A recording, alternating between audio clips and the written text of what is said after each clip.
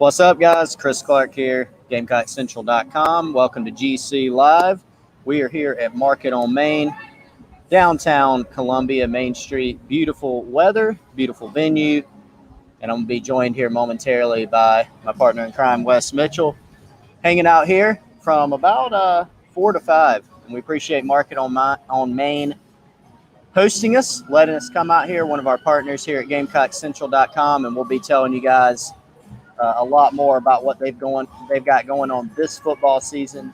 If you aren't going to be watching the game at Williams-Brice this fall, and obviously tickets are really limited this year with about a quarter seating capacity, Market on Main needs to be the place that you do that. So we're going to let people get in here, be talking about some Gamecock football, recruiting if you guys want, taking your questions. Mike Bobo, offensive coordinator, spoke today, and that was on the heels of naming starting quarterback Colin Hill, as Will Muschamp revealed this week.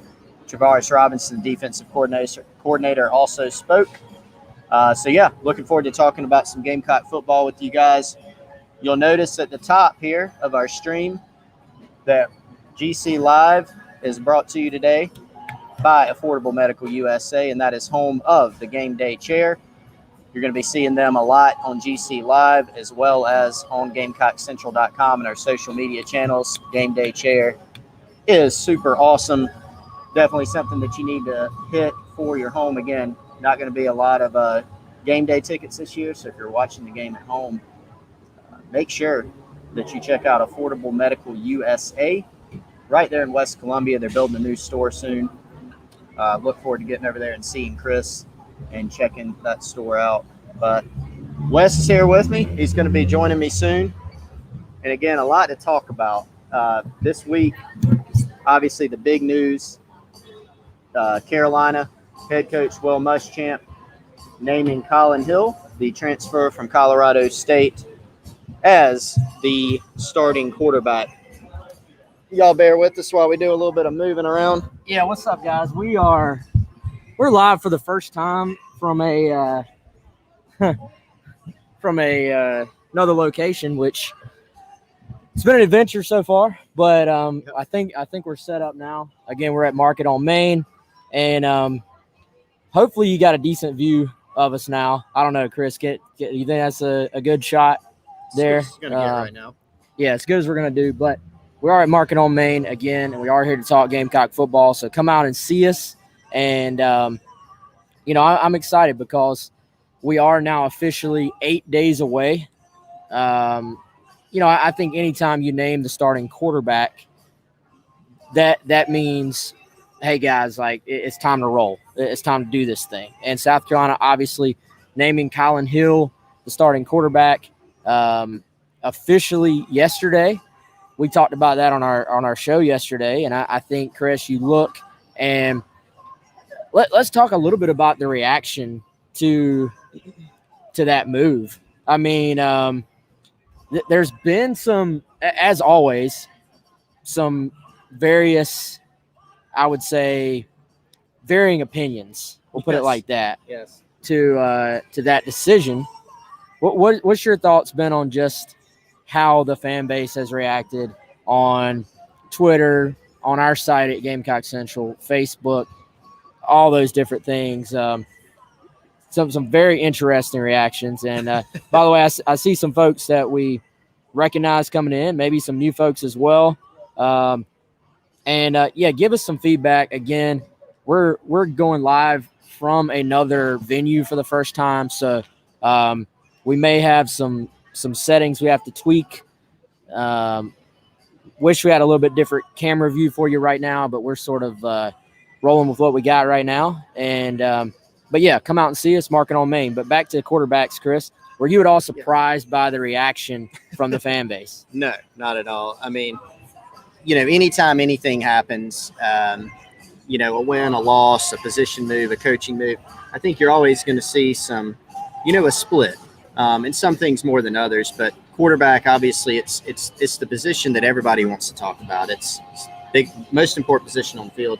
Everybody wants to talk about the quarterback, and so there's going to be even more conversation about that. And I think we saw yesterday. I mean, we did a live right after the decision came down and wrote some stuff. We saw our message boards on the Insiders Forum on Gamecock Central, and there was a lot of conversation about it and a lot of different theories and thoughts on it. I wasn't surprised by it. A lot of people wanted Ryan Helinski for a variety of reasons. I think one thing, quite honestly, Wes, one thing it comes down to is he was a highly ranked, quarterback out of high school. He's a guy that only got a taste last year. And so I think a lot of people went to, well, he transferred in, he knows Mike Bobo. That was a big part of it, but it's not something that should be discounted. I think another part that some people latched onto was we talked so much about the experience that he has. Over 400 passes in this offense. He's got almost 20 games of experience, a lot of those starts. And so a lot of people said, well, they're only going with him because he was experienced. But as Mike Bobo said, he was also the most consistent guy. So you talk about his experience, which is huge. Look, you're breaking in as a new offense for this entire football team. They've only had spring and then preseason to install it. It's a team that has questions in terms of running game, has questions in terms of playmakers. And so that really makes it even more important that you've got sort of that steady hand and a guy at the quarterback position, the most important position, that knows what he's doing. But if he only just knew what he was doing, from a mental standpoint, and couldn't make the throws or didn't move the ball in preseason, it's not like the staff's going to pick him just because, there's more familiarity with it. So I wasn't surprised by the reactions just because, look, we've seen it over and over. Even when there's consensus at the beginning of the year, more of a consensus on the starting quarterback, if that guy struggles or the team scuffles a little bit, what's the next thing that always happens? Let's play the backup. Let's play the backup. So I'm not surprised by that. And look, if Colin Hill or the offense doesn't play as well game one, we're going to see it. If Ryan was the starter in game one and the offense scuffled, there'd be calls to play Colin Hill. So, it's the decision that the staff thought was best, but I do feel like they based it on production, in the preseason. Yeah, no doubt. And again, guys, we're at Market on Main. I'm going to mess with this mic a little bit because I think we can get a little better. We got some settings on here that and y'all talk to us. I know y'all do a great job of giving us feedback as we go. We're going to upgrade this setup, I think, on the camera next time we go live. But wanted to go ahead and get out here. Alan Franklin, I see you, man. Come on by. We're here. And, I got some other folks here from GamecockCentral.com. So come on down. We're going to hang out. We're going to have some food. Maybe Chris said he's going to have a drink, I think. But I guess I'm allowed to say that. Sure, why not? But, yeah, so, dude, I think there has been a little bit of a reaction where people maybe have gotten caught up in the fact that Ryan Helinski was a 4-star, highly recruited player, was, someone that the fan base has really taken to, I think. Obviously, his story is a tragic story, and his family, they've been through a lot. So I think you look, and we kind of, though, have to separate out the football side from the personal side, of this entire thing. And the great thing is when you have multiple talented quarterbacks, the big time programs actually, you want guys competing, right? You want guys, you have to have a winner and a loser. And that doesn't mean Ryan Helinski, that there won't be an opportunity for him to get his chance at some point this year. But for right now, you see Mike Bobo, and he said it yesterday on his Colin show. He used the phrase a fine-tooth comb. Yeah. They charted everything. They put everything on a grading scale, from footwork at the beginning of practice to actual scrimmages and everything in between. So the fact is right now that you had a competition, and you can't give the job to one player just because he was the quarterback last year. Sure. Just because it's a situation where he was a highly recruited player. And so if you're going to have an open competition, one thing Bobo kept saying today is that you just have to be honest with the guys, right? You have to have honesty. So if you're honest and you say this is going to be an open competition, then you turn around and you don't give the quote winner, the guy, because the players know. Yeah, The right. players see the guys. Yeah. So you can't turn around and have the winner not be the winner of your competition, because then you lose all credibility for future competitions. So the outpouring sort of issues there from some people, I would say, has been I would say just take a step, back. Right. Let's watch South Carolina play Tennessee in about 8 days, and let's see how Colin Hill performs, because Right. there is still a game to be played here. Like, let's not go into backup quarterback mode before we even kick off one single game. Backup quarterback mode is only supposed to start after like the first series or something of the game. We need a little bit more time, but you make some good points, man. I mean, look, it was a competition. I think that's been that line of thinking is the one that I would say I would push back the most on. And look, none of this is to say, like, when we say it's the right decision, quote unquote, that doesn't mean that it's a decision that's going to lead South Carolina to winning X number of games, right? Or that Colin Hill, Ryan Helinski isn't going to have a good career or could not play this season and play quite well, or that Colin Hill's going to throw for 300 yards against Tennessee. I mean, none of that stuff is what we're saying. What we're saying is they had a competition and Colin Hill won it, and how you measure that competition, ultimately it comes down to production. Like, we've talked a lot about experience, and that is important because, who do you trust more in a game to put guys in a situation? Well, that's going to be Colin Hill because he's done it so much. But it also comes down to execution, production, moving the football, scoring points, which is important for this team. And so that experience helps you get there. And Colin Hill can throw the ball. I mean, a lot of people have gone to the record at Colorado State overall and things like that. I don't know that that's an apples to apples comparison. It's two different leagues, it's different teams, it's different defenses. I think the overall point is this competition was a competition. It was what it was, and so he won it. Will it hold? We don't know. I mean, we just don't know that yet. Yeah, so, I'm excited to watch Colin Hill go throw the football. I think you look, the guy does have a really big arm. That was one of the first things we were told. Big arm, catchable football. I was, and I can't even remember if I was talking to Eric Kimry or listening to Eric Kimry talk somewhere else, because it all sort of runs together. But, when a quarterback throws you hear the words arm talent, that gets thrown around. Yeah. Catchable ball gets thrown around. Scouting terms. Yeah, a bunch of cliched, just sometimes BS. Yeah. But there is something to be said when a guy throws a nice tight spiral. The ball cuts through the wind better. Mm-hmm. The ball is, it is easier for receivers to judge and then hold on to the football when it has a nice tight spiral, as opposed to, it's fluttering up there. So there is something to be said. I think fans are going to be a little bit surprised, especially just people who maybe are a little more, don't pay attention to every single daily happening with the team. They're going to be a little surprised just how talented Colin Hill is. I think there's this misconception. I talked about this yesterday.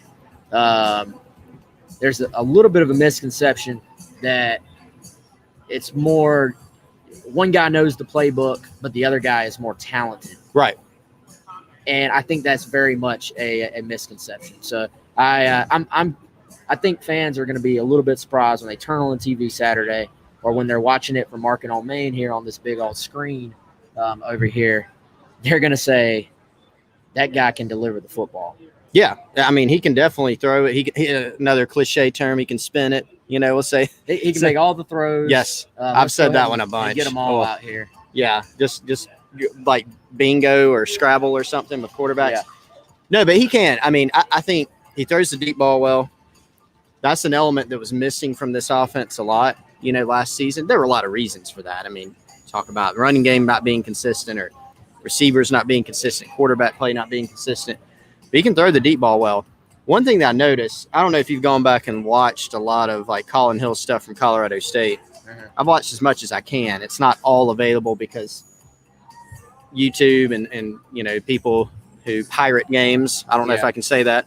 They do not have as many Mountain West games as they do SEC, obviously. Yeah. But I've gone back and watched a lot of Colin Hill stuff. Dude, he'll try to fit it in. Yeah. And so he commands the offense. He'll make the short throws and let his receivers work. He'll run play action. He'll throw the deep ball. He can throw it with zip over the middle, and he's not afraid to trust his arm. And so that's one thing that I'm curious about, just with the receiver questions. They had some good receivers at Colorado State, that to me, how safe are you playing it? Because that's another thing that Mike Bobo's looking for too. They want to really, really cut down on turnovers. And so that's going to be key for them, this season in terms of throwing the football. Yeah, no doubt, man. So, all right, let's give we got a couple of folks from Gamecock Central who have showed up out here. Let's try to give everybody. We're just rolling by the seat of our pants here, right? Let's try to give everybody a little bit of a look at that is a 23-foot LED screen here at Market on Main. And then if you go around here, you'll see the outdoor seating area. If you look very, very closely, GamecockCentral.com subscribers will see Michael Beckham, one of our moderators over there. This is the outdoor seating area. And again, we are right at Main Street. That's Main Street right over there. So, and this entire area, if you haven't been down here, I would say in the last few years has been transformed. A lot of really nice stuff. So, Chris, if you want to take this, may be better down there at the very end of the table, looking back at us, I think potentially. So, we're going to try to get a little better view. Just clip here for you guys. Now I just have to sit it sort of right there.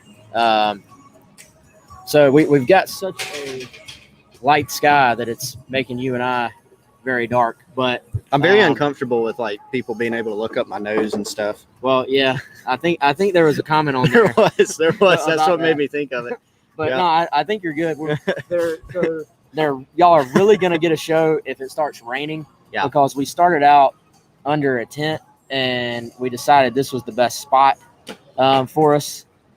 That is going to be an awful decision if it starts raining because there are some gray skies right now. Yeah. But okay, so let's go Mike Bobo today, T-Rob today. Yep. Man, I would honestly say they've sort of settled. It's almost like there was nothing left to ask. I know. Well, the funny thing was you had Bobo on Carolina Calls, and then you got Bobo again. It's like, yeah,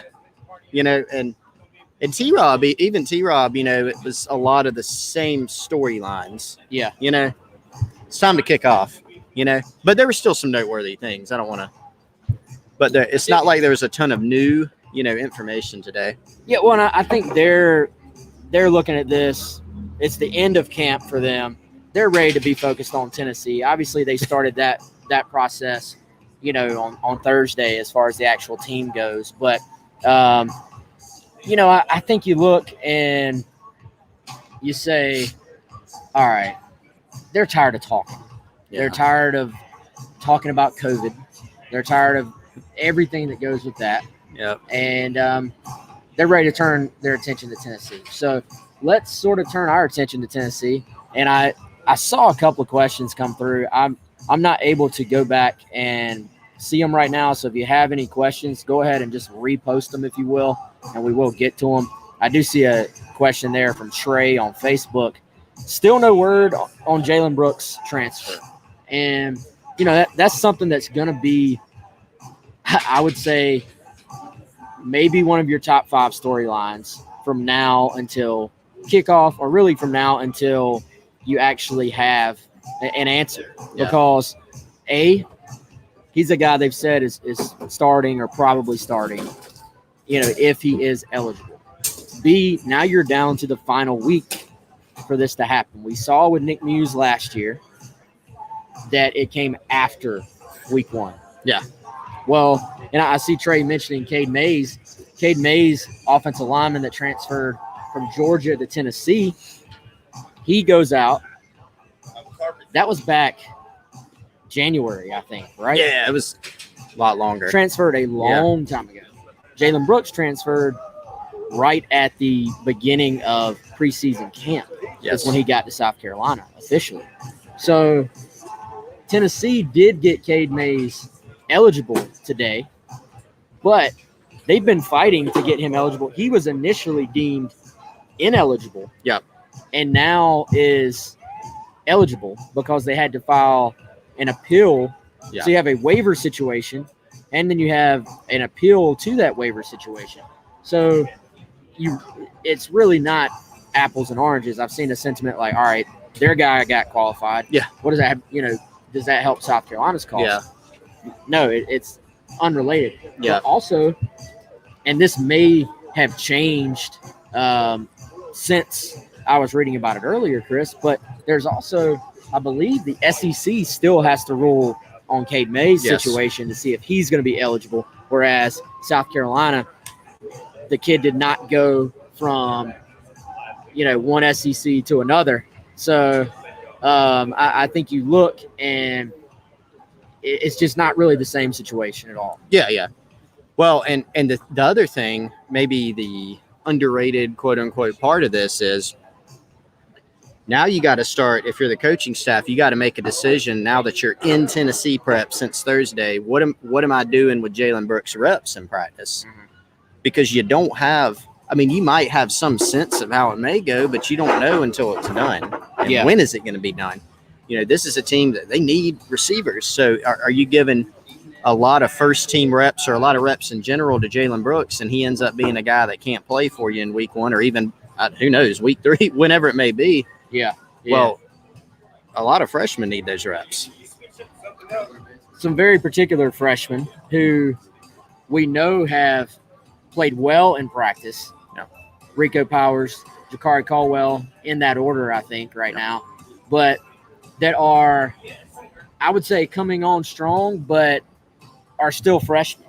Yeah. So, you look at that situation and you say, okay, how are these reps best divvied up? Because Jalen Brooks is sitting there probably needing some reps too, but you don't know on Tuesday if he's going to be eligible on Saturday. Yeah. And really it could be a situation where at the very last second you find out he is eligible. Yeah. It's a really like tough question. Look, reps in general, coaches have had to really adjust how they're doing their reps, they've had to figure out, you got to think about contact tracing. You got to think about, all right, I need more reps for this guy. That's a reason why, Mike Bobo talked about it today. Luke Doty playing more quarterback, because you're thinking about COVID.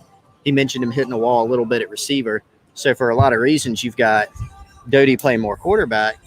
But that does open the door for Jakari Caldwell, who's been coming on anyway. That gives him a little bit more of a chance to sort of ascend into that 6-man. Josh Vann, who's been sort of on the 6-man, the rotation sort of bubble. Yeah. But it makes it a lot tougher for sure to figure out how to handle that.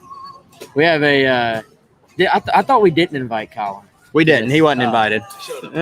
Colin, I almost called you Colin Hill. Collins. But Colin Taylor has joined us, and why don't we get Colin? We have not got Colin's take on Colin. So let's hear it. Let's move this in. I'm gonna sort of slide out so that I can work on making sure we look better. That sounds like a plan. But Colin, give us your take on camp so far. Ooh. But yeah, let's start with Colin Hill. We've already talked about it quite a bit. Yeah. Your take on that. I know no one can see me. I know Chris Clark's hogging the video there, but I thought we felt like it was a long time coming. I know just talking with you guys and just things we picked up from camp. When Nick Muse said, I think in his first availability, that Colin Hill was an NFL arm, that was kind of my first inkling that, like, okay, this is a real competition. This is something that Colin Hill is going to be, in it until the end. And I think that he just performed well. I think obviously having the experience in Bobo's system is something that's really gave him an edge up. And even if all things are being equal at that point, having a guy that knows the system and has confidence in it is something that's huge for Mike Bobo and that offense. And I'm not going to say whether it was the right call or the wrong call, but I think it was the safe call at the moment. I think it's a guy that can go in and do some things for you that you want to do, whether that's explosive plays, whether that's managing the run game or doing a lot of things. But I think it's going to give South Carolina a chance to win when they line up, I guess, in 8 days. Here's something I was just thinking of while you were talking. From a scheme standpoint, Mike Bobo talked about the preseason, how, obviously they still have to find, everybody talks about identity, of the football team. Your identity should be to score points. Right. But, that's number one. But what are you going to look like? And it was a question because you think about what he did at Georgia, much more of the pro style than at Colorado State, sort of a blend where he's in more shotgun, but he's also got the I formation type stuff. And so what was it going to look like in South Carolina? And I know he mentioned at one point, he said, we think we have an idea. My theory, and it is more of a theory right now, is that Marshawn Lloyd is still available. And so you think about Colin Hill, who's got experience. You think about the other guy he brought over from Colorado State, Adam Prentice, knows what he's doing. You got a lot of questions at receiver, in general. Marshawn Lloyd is one of your best playmakers. Your offensive line is supposed to be the strength of this offensive team, at least. I think they were going to lean much more towards the run. Oh, absolutely. And that might still be the case. It needs to be the case. Yeah. Now, you feel better about that with Marshawn Lloyd. But I think now, when you've got Prentice and when you've got Colin Hill and when you've got tight ends that, you feel good about Muse. Yeah. There's still some questions there. Certainly, I think leaning on the run early is going to be big. So I guess very early in the Tennessee game, I'm thinking try to establish it. We're going to get a lot more into the Tennessee matchups, but that was just a general point that came to mind when you were talking about Colin Hill. Yeah, I think you're going to see. Bobo likes to run the ball. I think he's been pretty forward about that over the course of the last 4 weeks, saying he wants to be a physical team and they have to be able to run the ball. And I think you're going to see now, because the strength of this offensive line we thought was going to be at the tackle spot. We thought the offensive line as a whole was going to be a strength, but now it's looking like your interior line with Hutcherson, Gwynn, and at the guards, and then Douglas at center, you're going to be able to run a little bit more power, run a little bit more in between the tackles. And the biggest question is if Zaquandre White's, number one, healthy, if he's fully healed up. And if he can do that, he might be a guy that can take over that RB1 spot, 2-3 games into the year. I still think it's going to be by committee, but I think Mike Bobo would love to have a guy that he can turn to and say, you're going to get the ball 25 times, and that's your guy, and you just ride with him. Yeah. Let me get a question in here, guys, from Mikey, who was actually sitting right over there. So shout out, Mikey. He may even be somewhat in the camera. I can't tell. But what percentage?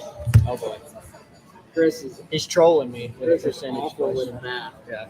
But what percentage under center versus shotgun are y'all expecting this year from the South Carolina offense? And obviously, that's I would say a question that maybe is on a lot of people's minds. Colin, any thoughts on shotgun versus I? I think it's going to depend on this is a cop-out answer, but I think it's going to depend on the game.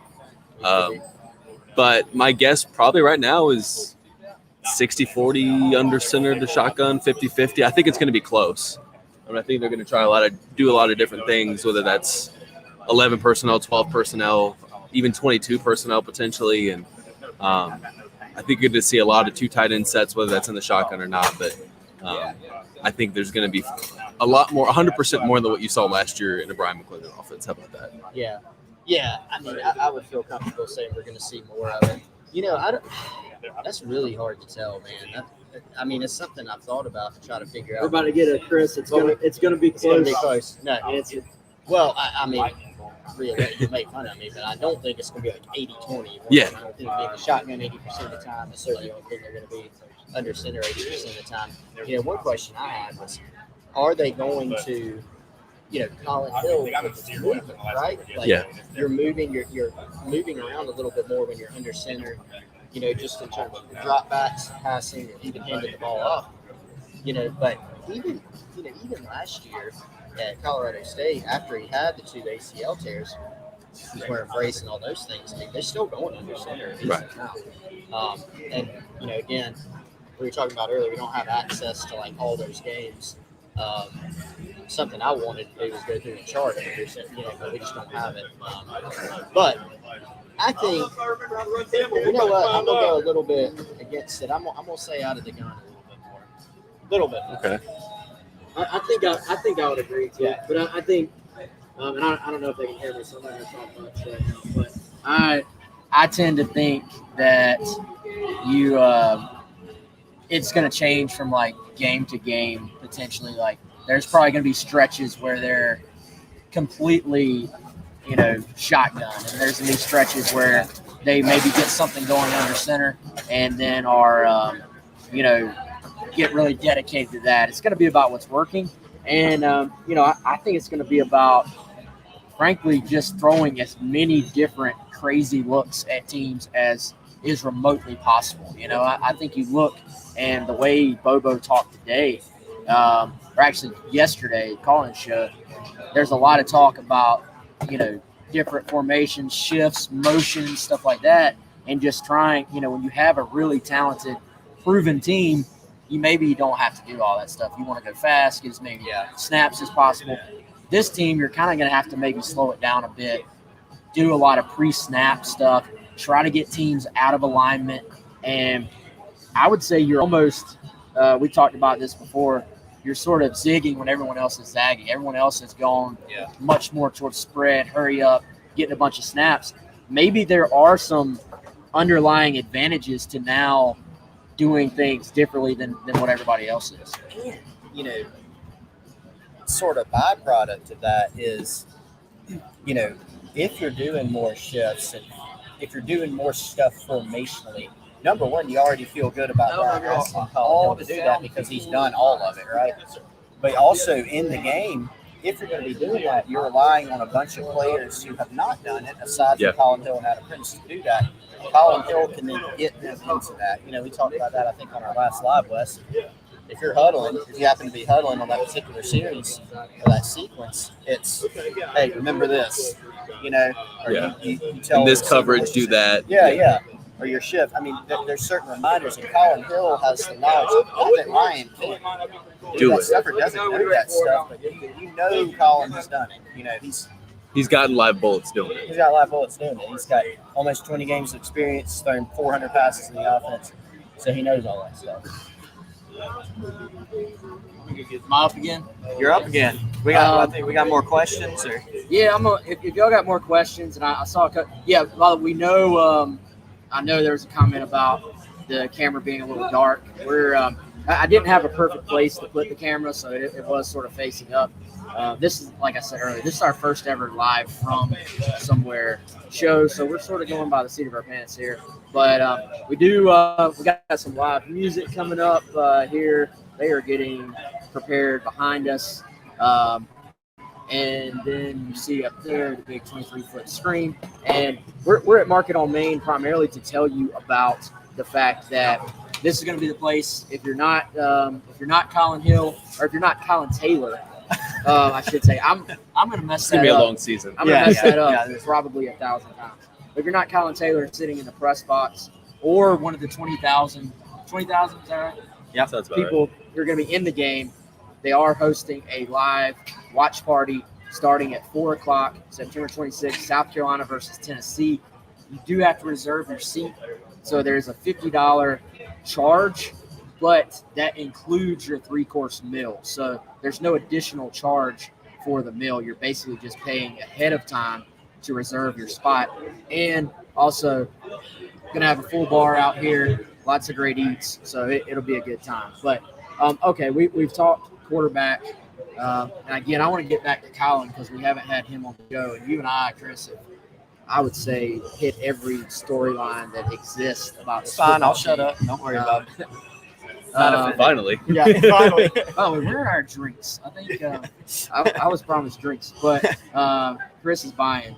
All right, we do have another question from Peter. When under center, will it be I formation or single back? A little bit different. Well, under center will be running I form. Oh, there's some of both. Yeah. Within it. I mean, Yeah, so you'll do some. we don't know. I mean, I'm sure they've installed 21 and 11. Yeah, I mean, they'll have a bunch of different things that they're going to do from that.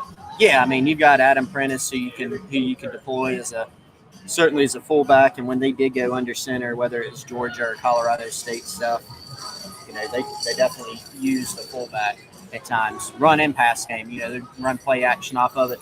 Bobo will send the fullback even out on some pass patterns to the flat, or even some stuff out sort of in the open field. So I would say some of both. How much?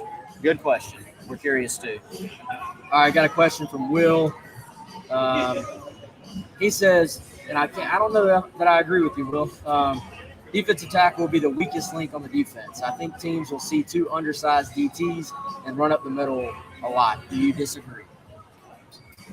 Yeah, I mean, so Keir Thomas is undersized in the traditional sense, right? But he's got really good get off the ball, and he's got some penetration for you, and really you just scheme that up.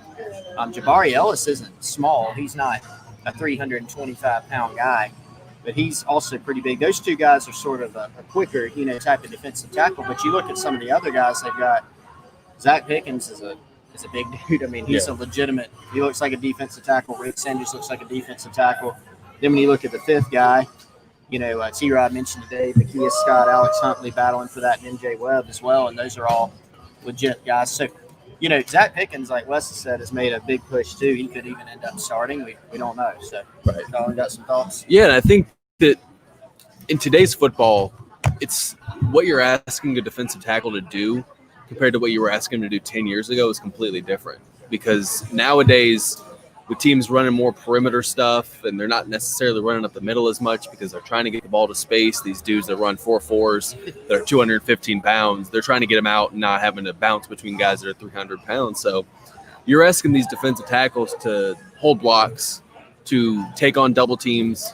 That way you free up a Sherrod Green, an Ernest Jones, a Brad Johnson, and whoever's at linebacker to come up and make that play, whether that's a stop in the backfield or whether that's a 2-yard gain.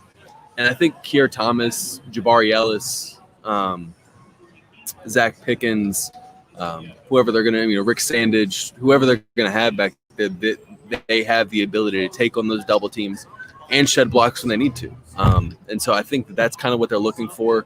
Are they your traditional, 330-pound, 6'6" dudes that are just terrifying to look at? No. But they're guys that can do the job, can take on some blocks and shed blocks when they need to. And if we're talking about a strength of this defense, I'm guessing the defensive line's probably up there. Yeah, I think so. I think you got, Horner and J.C. Horn, who's potentially elite. Ezra McClung, who's done some good things for sure in his career, and could be more consistent too.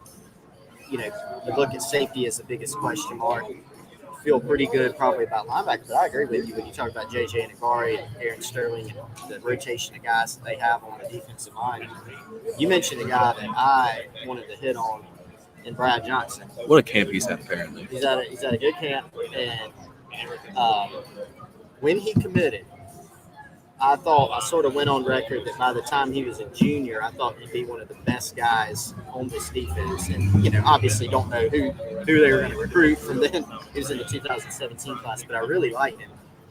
And, he had an injury at one point. He played his freshman year when he really needed a red shirt. He was young. Number one, he's young for his age. And number two, he just didn't need to be playing that much as a freshman. So what we've seen now is shifting him over to that Sam a little bit more, having him drop 20 pounds. He's really, really taken to it. He can set the edge. He's going to give them another run stopper at Sam when they're in the regular package. So I'm really, really interested to see him this year because I've always been pretty high on his game. Yeah, and he's a guy that you looked at him and watched him when he was healthy. And, you're sitting there going, this guy can really play in space. Yeah. Don't you want to use him a little bit more in that way? He's a great pass rusher, but don't you want to use a guy that can play in space and tackle in the open field more so like that? And so now that you're seeing that, now that they moved him to Sam, all of a sudden that skill set's translated, and you're seeing him go from a guy that maybe not lost in the shuffle, but when you have JJ Eningbare, Jordan Birch, Brad Johnson, Hot Rod Fitton, when you have 4 dudes like that at the buck spot, he might get lost in the shuffle a little bit. But now you put him at Sam, and all of a sudden South Carolina's talking about having to play regular a little bit more 4-3 just to be able to get him on the field. Yeah, find your best guys, and went through it with Sherrod Green when he got on the field a good bit one year. It was because they felt like they were better with him on the field as opposed to nickel. They felt like they were getting cut off in the run game because they would get their nickel blocked a lot, right? And so get Sherrod in, play more regular, even in passing situations because of that. Same thing here. You look at JJ Eningbare moving to Buck. It's, we went into sort of this year thinking, all right, well, who's going to start it in between Eningbare and Sterling? Well, the solution is play both of them. Yeah. So you move one of them, and then you get Brad Johnson in a different position, get him on the field. It looks like it's paid dividends. So, again, I think the moves that they made have been pretty interesting. And probably, I think it seems to have worked out because Brad Johnson's really taken well to it. It seems like they're playing guys more at their natural positions this year than anything else. Just because you talk about getting your best 11 on there, and Eningbare's had to play defensive tackle and then end, and now you're getting Brad Johnson. He's now at Buck, where he's kind of that more natural pass rusher. And I think this defense is playing a lot. Jamie Robinson's playing a lot of safety, obviously going to start there, which I think is a great spot for him. And I think guys are playing more of their natural position than anything else. All right, we got some questions here. They said over under, but can we go ahead and call this buy or sell? Is that? Ooh. Yeah, let's do a buy or sell presented by Bishop Real Estate Group. You'll be seeing more of Terry here very soon. He was with us last year. So, all right, buy or sell, 400 yards of offense, game 1, South Carolina versus Tennessee, for the Gamecocks offense. Okay, for the game. That was going to be my question, is it combined? Who wants to go first? You're not allowed to say words. It's going to be close. I don't know. I'm selling. So under 400. Under 400, yes. Will it be close? Ooh. In honor of my the edging. Chris Clark Memorial. I'm not dead, but No, I think only because I think they're going to go slow. I think they're going to try to play the time of possession. Now, will yards per play be good? Will they get 6 yards per play, 7 yards per play? That's a different story, but I think they're going to be hovering right around that 300, 325 mark. Balanced overall? Probably. I would probably say 60-40 run v pass. All right. I'm also going to sell. If South Carolina has 200-something yards above, that's obviously not good. If they're in the 300s, you can win the game if you play well on defense. So if you got 350, 375, you might still be in good shape. I can't predict the team going out and lighting up the scoreboard through the air right now. You just can't do that. If they have 225 passing yards, that's a solid day. And then you add 150 rushing to that. That's also solid. You can win the game doing that if you're being efficient, scoring when you need to score. So I'll sell for now because I think this is the offense is improvement mode right now. Yeah. And it's a Muschamp staple to be outgained by your opponent and still win the game. There have been I think he's won 7 games, 5 or 7 games over his last 4 years where he's been outgained by the opponent and still won. So good stat of the day. Yeah. If anybody would like to sponsor the stat of the day, it's also available. All right, another question from Miss Lynn. What's up, Miss Lynn? Thoughts on? She says NCAA. I believe that's actually SEC. Yeah, I put that out today. SEC scholarship position limits for canceling games, which was very interestingly stated because they were basically like, this is the threshold, but if you still want to play, you can. 53 is basically like an NFL roster type thing. You need a quarterback. You need, 7 offensive linemen? 1 quarterback. 7 offensive linemen. And 4 defensive linemen. That's right. Yeah, it's kind of a weird way to put it. I mean, does the Carry-On Joiner count as a quarterback? Right. You know what I mean? Are you a quarterback if you you can be, yeah. You anybody did. Is Lynn Bowden wasn't a quarterback last year. Yeah, Ended up, that is interesting. And look, the thing that was interesting to me is the offensive line, right, was the reason that the Charlotte game got canceled, I think they had postponed, whatever it was. 3 guys out. Or Yeah, they had they had 3 guys that tested positive. Their next test, which happened, I think, the day before the announcement, they only had 1. The contact tracing basically wiped out the unit. The Baylor-Houston game, I think it was Baylor whose contact tracing wiped out, I think, from what I read, most of the offensive line. I had some people, around here tell me, this was several weeks ago, what if we lose an offensive lineman and we got to quarantine the whole offensive line? So, like, the offensive line's been a big focus. Yeah. Like, obviously they're in close quarters and stuff, but even more than the D-line, maybe because it's a higher number. You got 5. And they're spaced so close together. There's the biggest concentration of guys. So everybody's been concerned about the O-line with this thing, and that's sort of what's playing out, right? That's the biggest issue, I think, with all this COVID stuff is, I mean, yes, you're going to have positive tests that might wipe out 1 or 2 guys from the team for a week or 2 weeks. But, what if they get into contact with 15 guys at lunch one day and all of a sudden you're down now, 1 position group, but you got 2 guys, the receiver room and the buck room all of a sudden get it or something like that. Yeah, I mean, it's been so tough for these coaches and ops people and all that to try to navigate how are you repping people. Then you've got something Will Muschamp's mentioned that I honestly still haven't been able to sort of put my hands on or wrap my head around exactly how they're doing it, but just the different sort of sets of rules that people are playing by. Instead of going by, say, CDC guidelines, you're going by local health, and that's not the same for everybody. Even though I thought the SEC had told people before the season what they were supposed to do, apparently not everybody's doing that, going by more local recommendations. Well, if you're Tennessee and you only have to quarantine for 7 days, and would you rather just quarantine for 7 days instead of 10 or 14? And that's kind of But I mean, it is looking, from what we think we know here and what we think we know from Tennessee, who had a big rash of guys out in practice recently, their situation's improved a lot. We think, unless South Carolina's gotten markedly worse, and we don't know, that their situation is pretty good. It looks like we're on track to play. So Ideal. Hopefully that stays. Yeah. Ideal. All right, got some questions. Somebody wants a quick preview of Tennessee. I know we'll go in depth on them all week long, but I will say, guys, the difference in the game last year, I thought, was their receivers just, frankly, that was the worst South Carolina's defensive backs played all year, I thought. Tennessee's receivers went and won that game by making plays. Most of those guys are gone. So, to me, that's a big key for this game is that Tennessee is trying, if you try to compare year over year, very different matchup, 2 very similar teams. And then I think you look and you probably say similar style offenses in a lot of ways. And I've been reading Tennessee feels good about their O-line.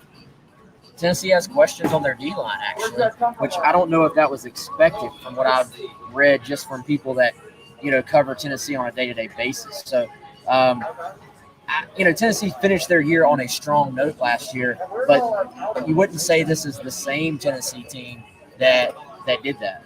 So, you're exactly right. Those two, and Muschamp talked a lot going into that game and definitely exiting the game about those receivers. Marquez Callaway, Juwan Jennings, big-time competitors, big physical dudes. They just won. I mean, they got it done. Quarterbacks for Tennessee made some throws in that game. They had time. What they did a lot, they came into the game. Jim Chaney, their OC, has got a long track record and is, in my opinion, a really good offensive coordinator. He just came in and said, we're going to max protect it, and we're going to go win one-on-ones. And that's what they did. And that's how they won that game. So Will Muschamp mentioned he's glad those guys are gone. They are. They do have some questions in terms of, passing. Can Garetano be more efficient or reliable? Here's what I think. I think Tennessee's going to try to run the ball. I mean, they've got, you mentioned their offensive line, Wes. They've got some former really highly rated guys. They got some dudes up front. Trey Smith, guys, really good. Wanye Morris, who's the other guy? Darnell. Can't think of his last name right now. Cade Mays, no, too. Former, yeah, Cade Mays. How much? Yeah, I mean, and they've got some backs who can play. So do they lean on the run early? I would think so. So these two teams may come in with similar sort of mindsets, similar like offensive styles, like you said, Wes, and maybe even some similar questions on the offensive side of the ball overall. Yeah, definitely. All right, so we're getting close to closing out. If you want to come out, we got some live music coming up. These guys are getting warmed up from Jukebox Rehab. They're going on. What did I see? It's 7, I think. Y'all on at 7? Is that right? Yep, they'll be on at 7. So come out. We got some live music. We'll still be hanging around, chatting a little bit if you want to come by and buy Chris a drink. We'll be here for that. But, okay, final, we'll say 8 minutes here, folks.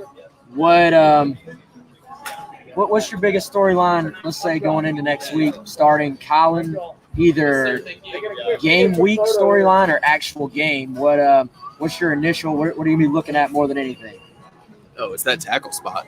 I think South Carolina really wanted this offensive line to be its kind of stalwart, like the thing that you can say, okay, regardless of whatever happens at receiver, quarterback, running back, whatever, this offensive line is going to be the consistent piece of this offense, and that starts with finding your tackle, whether that's at Daz at left or Vershawn, Ja'Kai, or Jalen at right, and then want him at left. So that decision should be coming down. I think Muschamp said early next week, and it'll be interesting to see who they pick. But finding that group on the offensive line is kind of the biggest thing I'm paying attention to.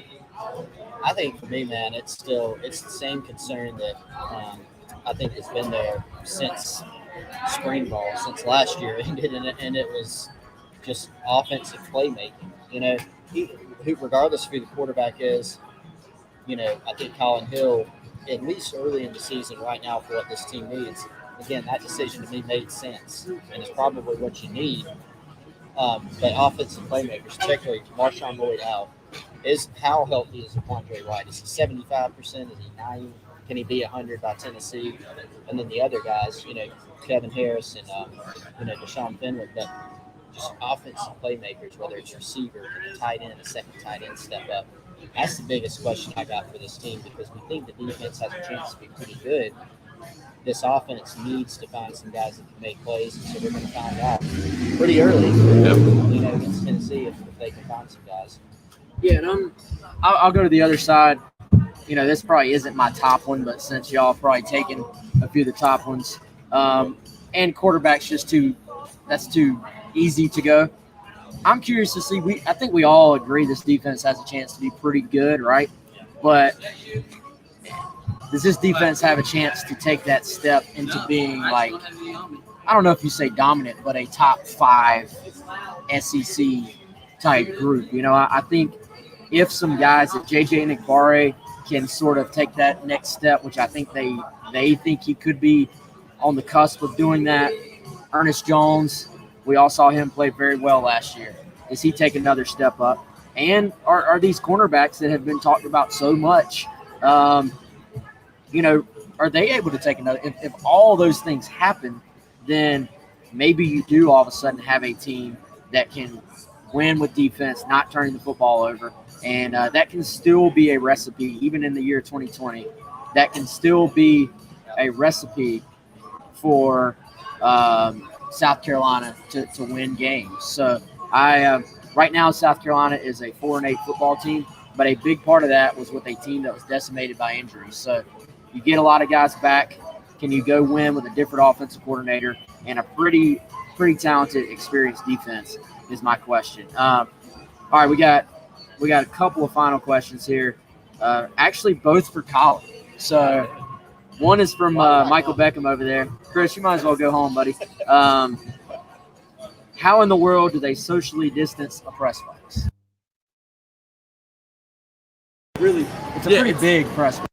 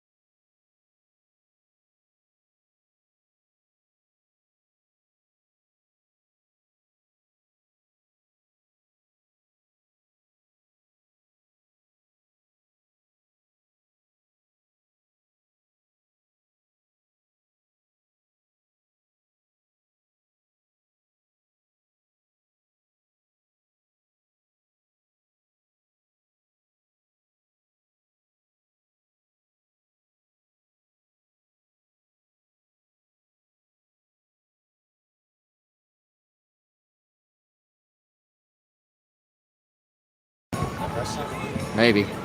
All right, so it's time for us to go. Anyway, that's our sign.